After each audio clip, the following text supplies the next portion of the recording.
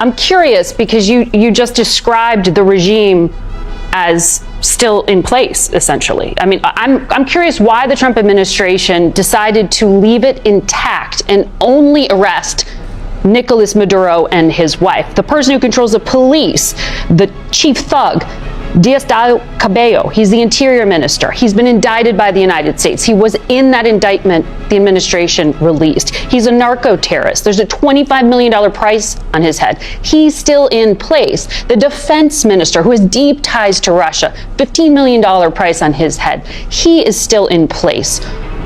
I'm confused. Are they still wanted by the United States? Why didn't you arrest them if you are taking out the narco-terrorist regime? You're confused? I don't know why that's confusing to you. They're still in power. It's very simple. You're not going to go in and wrap up.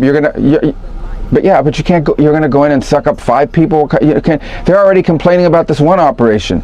Imagine the howls we would have from everybody else if we actually had to go and stay there 4 days to capture 4 other people. We got the top priority. The number one person on the list was the guy who claimed to be the president of the country that he was not, and he was arrested along with his wife, who was also indicted. And that was a pretty sophisticated and frankly complicated operation. It was. It is not easy to land helicopters in the middle of the largest military base in the country. The guy lived on a military base.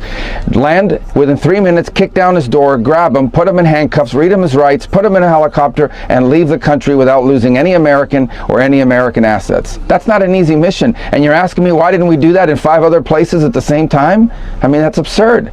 I do think this is one of the most, daring, complicated, sophisticated missions this country has carried out in a very long time. Tremendous credit to the U.S. military personnel who did it. It was unbelievable, and tremendous success. And today, an indicted drug trafficker who was not the legitimate president of Venezuela, who we don't recognize, the Biden administration didn't recognize, 60-something countries don't recognize, the European Union doesn't recognize, and many countries in Latin America don't recognize. He was a indicted drug trafficker. He was arrested.